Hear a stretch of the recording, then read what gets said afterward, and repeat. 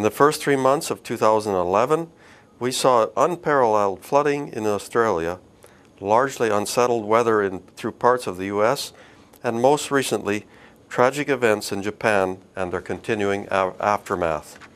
We've seen rapidly rising food prices and their impact on the world's hungry, demonstrated most vividly by the continuing insecurity and unrest in the Middle East.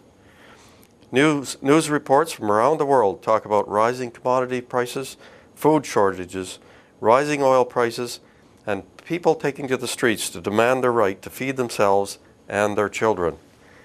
All of these things have a direct impact on you as food producers, as consumers, and as citizens in a highly connected, changing, globalized world. Today, I want to talk to you about an issue far closer to home. It's an issue that will impact every farmer and every farm family in this province in a profound way for many years to come. And it's deeply linked to the issues we see unfolding around the world today. It's the simple issue of how to be heard in that globalized world. I've had the privilege of being your president for the past 2 years, and I've learned a thing or two about the challenges and the desperate need for a general farm organization in the world.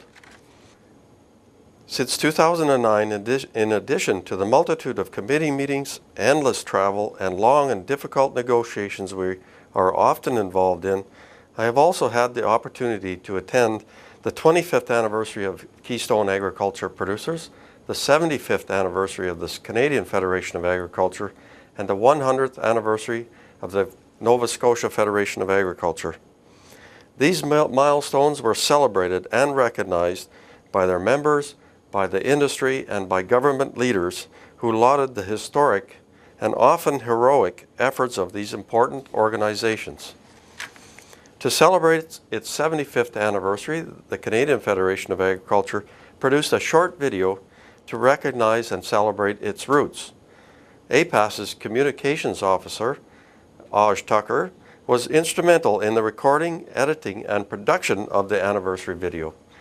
This provided us with an opportunity to listen in on many of the in-depth interviews that were conducted with past presidents, current and former ag ministers, and CFA staff, both past and present. I marveled as I listened to CFA leaders like Laurent Pellerin, Bob Friesen, and Jack Wilkinson, as well as agricultural icons like Eugene Whalen, as they explained the urgent need, one that was clearly recognized over 75 years ago, for a strong and united voice for agriculture. I was proud to hear that Prairie, and particularly Saskatchewan farmers and their farm organizations played a key and pivotal role in the development of a strong and voice for Canadian farmers.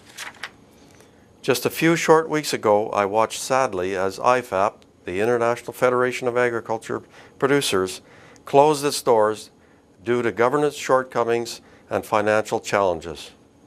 The only organization representing the interests of all farmers around the world rendered silent and ineffective with the stroke of a pen.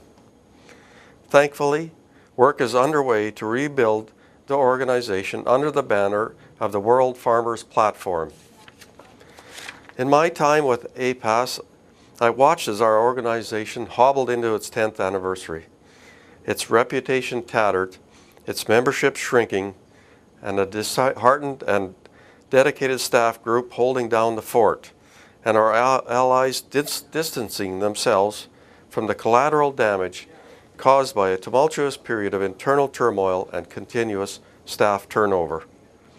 I also spent countless hours traveling across the province looking council members, reeves, and rural ratepayers in the eye and telling them what we've done to repair the damage and to move forward. This has caused me to think about how our recent history must be a part of a much wider story, not just as an organization, but as an ideal. The CFA was formed in 1935 when Canadian commodity and general farm organizations banded together to provide a clear and united voice for Canadian farmers in the halls of government and in industry. As the CFA grew to bring diverse viewpoints together under a single organization, provincial organizations emerged to provide a grassroots activism. Between 1935 and 1944, a loose coalition of organizations in Saskatchewan cooperated under the banner of the Cooperative Council. In 1944, the Council became the Saskatchewan Federation of Agriculture. The SFA's core belief was that farm organizations should work together and develop and promote provincial, national, and international farm policies for a better life for farm families. For nearly 40 years, the SFA spoke for Saskatchewan farmers in matters of provincial concern and on national issues through the Canadian Federation of Agriculture. Sadly, the SFA came apart in 1984 over fundamental differences between member groups on farm policy, most notably the crow's nest grain freight rate issue. For the next 15 years, from 1984 to 1998, Saskatchewan farmers maintained a credible voice on the provincial and national stage, largely through the efforts of the Saskatchewan Wheat Pool, which had banded together with Alberta and Manitoba pools to form Prairie Pools, Inc. This ensured a united and effective voice for prairie farmers at the CFA table. With the Saskatchewan Wheat Pool becoming a privately traded company in 1996 on its journey to becoming the multinational Viterra, Saskatchewan farmers struggled to be heard by policymakers and industry. And while all of this was happening in town halls and in boardrooms both far and near, Saskatchewan farmers, Canadian farmers, continued to lose ground.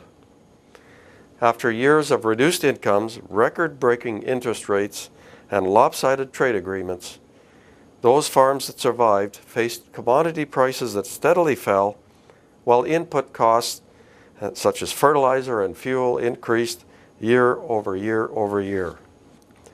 When farm prices and farm incomes decline, some farmers seek to expand their operations and others seek to exit the business. In 1906, 82% of Saskatchewan's population was rural.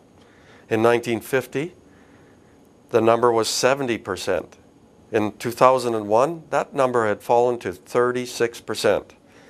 If the average farm size were to increase to 5,000 acres, which is quite feasible given current technology, this would result in the number of Saskatchewan farms falling to approximately 12,000 from the current approximate of 50,000. This means a further decline in farm operations and a further deterioration in rural communities. With fewer farmers who once had some political influence provincially and nationally will have very little political influence without a united voice. That urgent need for a united voice, first heard 75 years ago, was echoed in Saskatchewan as the new millennium dawned. SARM, the Saskatchewan Association of Rural Municipalities, tried to step into that void. In 1998, SARM applied for a membership to the CFA.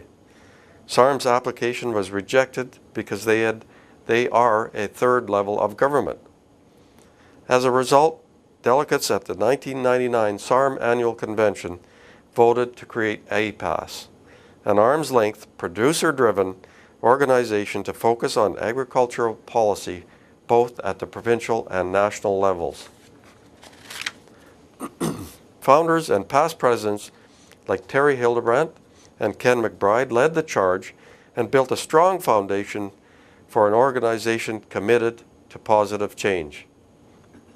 Membership grew through the first 5 years until APAS represented nearly 40% of the eligible producers. In those early years, rural ratepayers and their municipal governments strongly supported the organization, with memberships growing to over 130 RMs and a budget in excess of $1.5 million annually. On the national stage, APAS fought hard to revise the Fredericton formula, and our success put millions of dollars in the province's rural economy. We put livestock producers front and center as BSE took its toll on ranch families and our communities. And provincially, we called out and were heard for the education tax reform that would stop penalizing farmers and rural landowners.